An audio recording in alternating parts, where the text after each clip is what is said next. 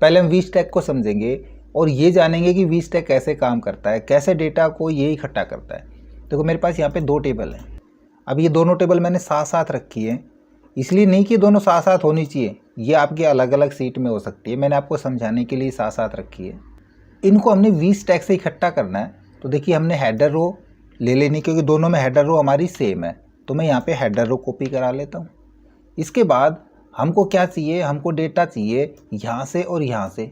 तो सिंपली हम यहाँ पे यूज़ करेंगे वी स्टैक फंक्शन। ये क्या कह रहा है, ये कह रहा है कि vertically stack arrays into one array. कैसे, देखो हम यहाँ पे ब्रैकेट स्टार्ट करते हैं, तो ब्रैकेट स्टार्ट करते इसके पैरामीटर पे नज़र डालिए, कह रहा है array 1 comma array 2 comma dot dot dot dot. तो वी स्टैक एक एरे फंक्शन है, इसमें हमने एरे ही पास कराना होगा और ये रिटर्न भी एरे ही करेगा। जैसे कि हमने कौन कौन से यहाँ पे इकट्ठे करने हैं, हमको एक तो ये इकट्ठा करना है, तो ये एरे हो गया, कोमा डाल के दूसरा एरे हम यहाँ पे डाल दें, ठीक है। इसी प्रकार तीसरा एरे है या चौथा एरे है वो हम डालते चले जाएंगे और आखिर में हम इसमें एंटर प्रेस करा देंगे। देखो यहाँ पे सारा डेटा इसने इकट्ठा कर दिया। यहाँ पे 101 से 105 तक का डेटा ये रहा और 106 से और आगे तक का डेटा यहाँ पे नज़र आ रहा है।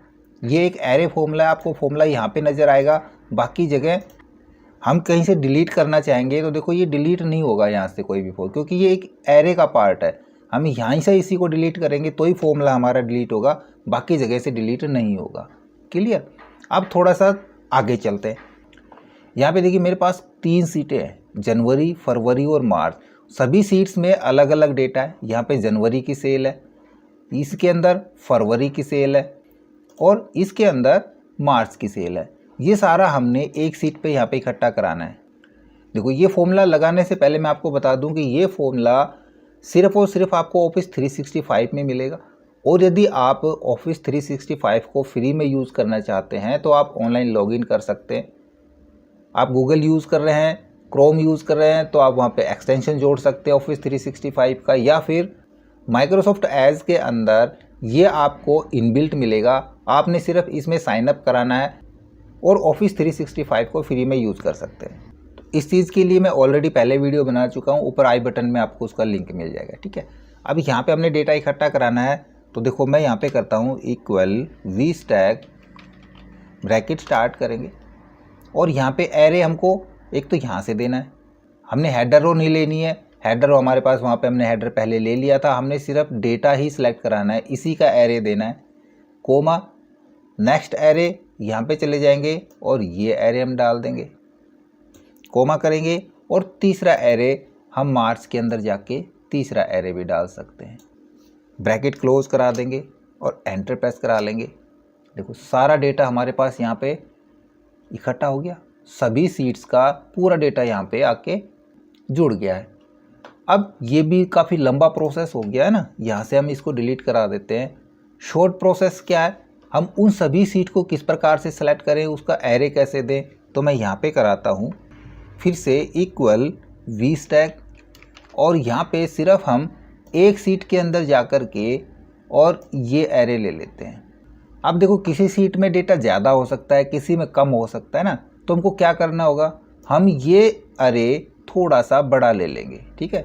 थोड़ा ज़्यादा एरे हमने ले लिया और फॉर्मूले के अंदर यहाँ पे हम कोलन यूज़ करके, और लास्ट सीट हमारी कौन सी है, मार्च की है, मैं यहाँ पे MAR डाल देता हूँ और ब्रैकेट क्लोज करा के एंटर प्रेस करा देंगे। लीजिए तब भी हमारा काम हो गया, लेकिन यहाँ पे आप देख रहे हो कुछ 0 0 आ गया ना, क्योंकि ये जो हमने एक्स्ट्रा ब्लैंक रो ली थी ये उनकी जगह 0 आ रहा है। जिस सीट में भी ज़्यादा से ब्लैंक रो होंगी वहाँ पे 0 0 आ जाएगा। अब इनको हम इग्नोर करा सकते हैं, हम इसके साथ दूसरा फॉर्मूला यूज़ कर सकते हैं। कोई यूनिक वैल्यू हमने लेनी है, खाली यूनिक वैल्यू ही हमारी इकट्ठा होकर आए, तो हम साथ में यूनिक फंक्शन भी जोड़ सकते हैं। लेकिन हमने यूनिक वैल्यू नहीं लेनी है, 0 पे नहीं आना चाहिए, तो उसके लिए भी एक तरीका है हमारे पास। हम यहाँ पे डिलीट कराते हैं इसको। उसके लिए जितनी भी हमारे पास सीट्स हैं, इन सीट्स का हम एक टेबल में कन्वर्ट करा दें। मैं यहाँ पे इसका नाम दे देता हूँ टेबल 1, टेबल 2, या जो भी आप टेबल का नाम देना चाहें, जैन, फैब, मैथ। हमने इस टेबल पे कहीं भी रहना है और इंसर्ट में जाके हम करा लेंगे यहाँ से टेबल, और माई टेबल हैज़ हेडर इसका यूज़ करेंगे, ओके करा देंगे। क्लियर। तो ये हमारा पूरा डेटा टेबल में कन्वर्ट हो जाएगा। इस टेबल का कोई भी नाम हम दे सकते हैं। दूसरे टेबल पे चले जाएंगे, यहाँ पे आएंगे, इसको भी हम टेबल में कन्वर्ट करा देंगे, इसको भी ओके करा लेते हैं।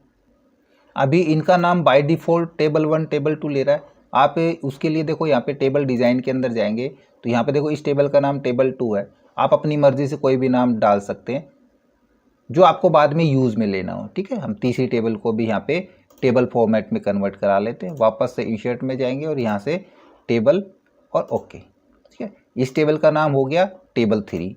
अब देखो हमको कहीं जाने की ज़रूरत नहीं है और हमारा डायनेमिक ही काम भी हो जाएगा। वापस से मेन से पेज पे आते हैं और यहाँ हम फॉर्मूला यूज़ करें वी स्टैक का, और वी स्टैक के अंदर जो जो टेबल हमने एरे में लेनी है अब उनका नाम यहाँ पे डालते चले जाएंगे। मैंने टेबल लिया है टेबल 1, ठीक है, कोमा यूज़ करेंगे, फिर से हम टेबल 2 कोमा टेबल 3, 3 नाम ही थे हमारे पास टेबल के।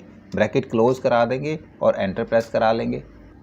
अब वो सारी परेशानियां हट जाएंगी कि हमारी कुछ ब्लैंक रो थी, कहीं पे डेटा कम था या ज़्यादा था। साथ में एक एडवांटेज और मिल जाएगी हमको। देखो यहाँ पे डेट फॉर्मेट नहीं आ रहा है, कोई दिक्कत नहीं है, हम इसको डेट फॉर्मेट में कन्वर्ट करा लेंगे। मैं यहाँ से इसका फॉर्मेट डेट का करा देता हूँ। ठीक है, तो ये डेट फॉर्मेट में आ जाएगा। इसको भी हमने अलाइन कराना है तो इनका अलाइनमेंट भी हम सेट करा सकते हैं। सेंटर से अलाइन करा देंगे, सारा डेटा हमारा सेंटर से अलाइन हो जाएगा। कहीं भी ब्लैंक रो नहीं उठाई है। अब कहीं पे हमने और ज़्यादा डेटा बढ़ाना पड़ गया। मैं जनवरी में आता हूँ। जनवरी में देखो कहाँ तक है ये, पहला सीट जिस हिसाब से लेंगे हम, पहले हमने एरे में जिस टेबल को दिया है वो पहले आएगी, दूसरे नंबर पे जिस टेबल को दिया है वो दूसरे नंबर पे डेटा आएगा। पहले नंबर पे हमारे पास ये डेटा है जनवरी का, यहीं तक है सिर्फ, ये रहा 206 तक, है ना। इसको मैं पहचान के लिए कोई कलर दे देता हूँ। ठीक है, यहाँ तक हमारा जनवरी का डेटा था, फिर हमारा 207 से फरवरी का डेटा शुरू हो गया। अब मैं जनवरी के डेटा के अंदर एक डेटा और बढ़ाता हूँ। मैं करता हूँ यहाँ पे 207, ये मैंने जनवरी का डेटा बढ़ाया है। ठीक है, डेट हम 16 जनवरी की कर देते हैं। प्रोडक्ट में कोई भी प्रोडक्ट डाल देंगे हम, और अमाउंट के अंदर अमाउंट डाल देंगे। क्लियर, डेटा हमारा बढ़ गया। अब वापस से हम मेन फाइल में जाते हैं। मेन फाइल में जाकर देखोगे यहाँ पे ये अपने आप अपडेट हो गया। जनवरी का एक डेटा और आ गया, रैम 5000 की। तो जिस भी टेबल के अंदर या जिस सीट में हम डेटा बढ़ाएंगे वहीं पे बढ़ेगा। हमने जनवरी का बढ़ाया तो देखो जनवरी का बढ़ा है। यदि हम फरवरी का बढ़ाते तो फरवरी का जुड़ जाता। फरवरी का जोड़ के देखें, फरवरी में 214 तक का आ रहा है। फरवरी के अंदर हम एक और डेटा डालते हैं 208 नंबर का। कंट्रोल डी और कंट्रोल डी, सारा मैंने सेम डाल दिया। ये कहाँ का डल गया, जनवरी का ही डाल दिया है। तो मैंने फिर से फरवरी में डालते हैं, यहाँ पे आते हैं 215 और यहाँ पे हम करते हैं fill same to same, control D, और इसको भी करता हूँ कंट्रोल डी। ठीक है, हो गया हमारा सारा डेटा क्लियर। अब देखते हैं यहाँ पे देखो जनवरी में, पहले फरवरी का देखो एक और डेटा बढ़ गया हमारा 215 का, 214 तक था, 15 का आ गया। और एक गलती से मैंने जनवरी में भी बढ़ा दिया था, तो जनवरी का भी यहाँ पे आपको मिल गया होगा, एक और डेटा मिल गया ना। अब डेटा इकट्ठा करने के लिए हमारे पास तो और भी तरीके हैं, फिर हम इसी का यूज़ क्यों करेंगे। इसकी वही एडवांटेज जानने के लिए मैंने इसका यूज़ करके बताया था आपको, जब मैंने आपको एक मैजिकल सर्च बार बनाना सिखाया था। यदि आपने वो वीडियो नहीं देखे हैं, मैजिकल सर्च बार हम कैसे बनाएंगे, तो मैंने 3 अलग अलग तरीके से बनाना सिखाया था और वहाँ पे मैंने यूज़ किया था वी स्टैक फंक्शन का। यदि आपने वीडियो देखा है तो आपको ध्यान आ गया होगा, अगर नहीं देखा है तो ऊपर आई बटन में आपको उसका लिंक मिल जाएगा और इसके एडवांस देख सकते हैं। अब चलते हैं hstack. Hstack as it is इसी प्रकार काम करता है। इसने तो हमारे डेटा को इकट्ठा किया वर्टिकली और वो डेटा को इकट्ठा करेगा हॉरिजेंटली। अब मैं कोई भी एक सीट का डेटा उठाता हूँ, मैं इसी को यहाँ से कॉपी करा लेता हूँ और यहाँ से मैं करा देता हूँ पेस्ट। अब देखिए 2 हमारे पास टेबल हैं अलग अलग, है ना, एक तो ये टेबल है और एक ये टेबल है। अब इसका डेटा हमने इकट्ठा कराना है, तो कैसे इकट्ठा कराएं। इसमें तो सेम डेटा है, कोई हम अलग डेटा लेके देखें अलग प्रकार का। यहाँ पे हमने क्या ले रखा है, यहाँ भी लगभग सेम डेटा है। मैं यहाँ पे आईडी के साथ डालता हूँ सेल्समैन, ठीक है, और सेल्समैन के मैं यहाँ पे कुछ नाम डाल देता हूँ। अब यहाँ पे जो नया डेटा हम इकट्ठा करने वाले हैं उसमें हमको ये सेल्समैन का नाम भी यहाँ पे चाहिए। तब हम इधर आके लगाते हैं equal H stack bracket start, इसमें भी वही उसी प्रकार एरे, देखो हमने एक तो एरे ये दे दिया, साथ में हम ये एरे भी देना चाहें, ध्यान रहे इसमें रो की संख्या लगभग इक्वल सी होनी चाहिए, इसमें ज़्यादा रो है ना। दूसरा आईडी हमको चाहिए दोबारा से तो इसको पूरे को सिलेक्ट करा लेंगे, वरना आईडी नहीं चाहिए तो हम ये वाला सिलेक्ट करा लेंगे, ये एरे दे देंगे। तो मैंने वहाँ पे कोमा नहीं लगाया था, पहले तो मैंने ये सिलेक्ट किया, कोमा करके ये वाला एरे हमने दे दिया, बस ब्रैकेट क्लोज करा लेंगे और एंटर प्रेस करा देंगे।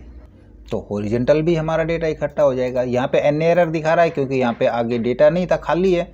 एरे तो हमारा इतना जाएगा लास्ट तक, और जब इतना एरे गया लास्ट तक, देखो यहाँ तक आया और इधर इसको डेटा नहीं मिला तो एन एरर दिखाएगा ये।